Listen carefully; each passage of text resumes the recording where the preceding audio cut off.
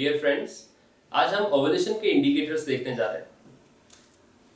Ovulation के indicators को हम A, B, C, D, E, F और G अल्फाबेट से याद रख सकते हैं।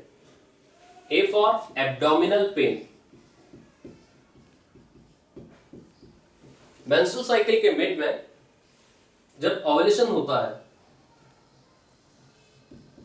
तो ओवरी से सेकेंडरी oocyte रिलीज होता है, but it is not directly captured by the proximal end of fallopian tubes. इन दोनों के बीच में पेरिटोनियल कैविटी होती है।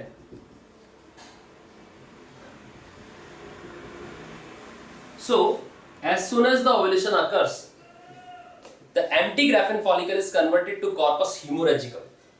और इस समय पर कुछ ब्लड रिलीज हो सकता है पेरिटोनियल कैविटी में, and because of the irritation of peritoneal cavity, because of that blood, ये पेन जो शॉर्ट लिव्ड पेन है ये फील होगा।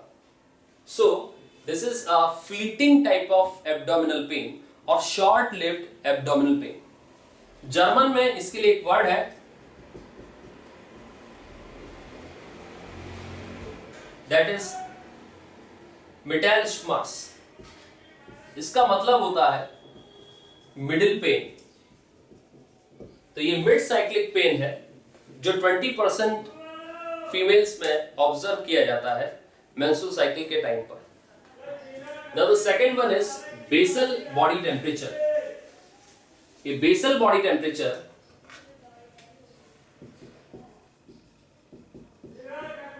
का राइज 0.5 डिग्री सेंटीग्रेड का देखा जाता है after ovulation.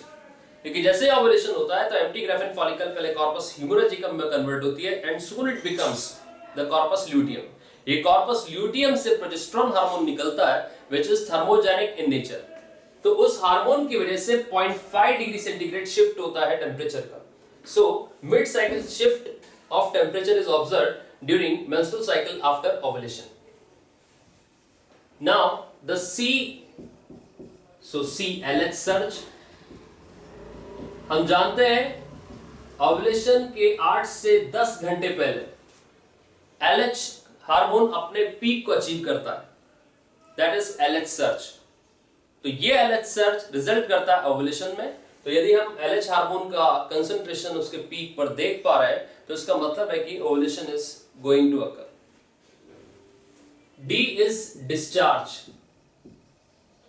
This is basically vaginal discharge, जिसे हम स्पॉटिंग भी कहते हैं। ये ऑब्जर्व किया जा सकता है। इसमें A जो एब्डोमिनल पेन है फ्लीटिंग टाइप का, short lived, B basal body temperature and discharge. इन तीनों को मिला करके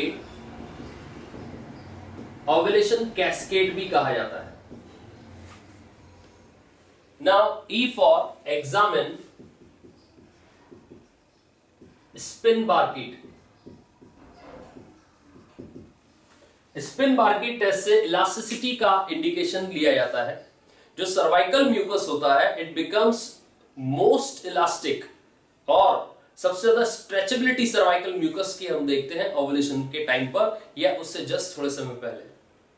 तो ये इंडिकेट करता है स्पर्म के पेनिट्रेशन के लिए मोस्ट ऑप्टिमम और फेवरेबल कंडीशंस को। तो फर्टाइल पीरियड है यदि सर्वाइकल म्यूकस की स्ट्रेचेबिलिटी 10 सेंटीमीटर से ज्यादा है। इसके तुरंत बाद भी कम हो जाएगी और इसके पहले भी कम रहेगी। सिर्फ कुछ समय पहले ओवुलेशन के या ओवुलेशन के टाइम पर ये अपना मैक्सिमम स्ट्रेचेबिलिटी शो करता है, and that is in the presence of estrogen hormone. Estrogen hormone जब कंसंट्रेशन में ज्यादा होता है तब। इसके बाद और सबसे शुरू वाले पीरियड में एस्ट्रोजन हार्मोन का कंसंट्रेशन कम है, इसलिए उसका स्ट्रेचेबिलिटी भी अफेक्ट होती है। Now the F is firm pattern. Ovulation के जस्ट पहले फर्म पैटर्न सर्वाइकल म्यूकस में देखा जाता है। जो म्यूकस फाइबर्स होते हैं उनके ऊपर सोडियम क्लोराइड क्रिस्टलाइज हो जाता है, जिनकी वजह से फर्म पैटर्न ऑब्जर्व किया जाता है। तो फर्म पैटर्न है तो इसका मतलब ओवुलेशन होने वाला है। यदि फर्म पैटर्न नहीं दिख रहा है 14th डे के आसपास या 16 डे या 15 डे या 14 जो भी है, इसका मतलब है कि ओवुलेशन ऑलरेडी हो चुका है। Fun pattern is lost after ovulation. Now G, that is go for laparoscopic examination or observation. So A to G are the indicators of ovulation. A is abdominal pain, fleeting type, short lived, which is also known as Middlemarch. इसे Middlemarch भी कहा जाता है. B is increase in basal body temperature. C is C for LS surge. D is for discharge, that is vaginal discharge. E for examine the spin barket. F for fun pattern during ovulation, and the G for go for laparoscopic observation.